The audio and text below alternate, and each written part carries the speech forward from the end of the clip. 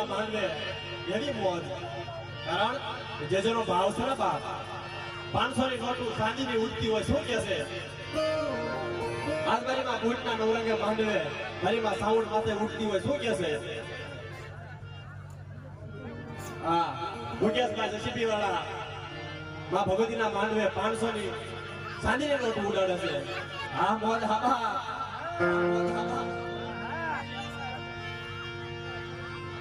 યમના ઉગમણા રતના ઘોડ્યા રે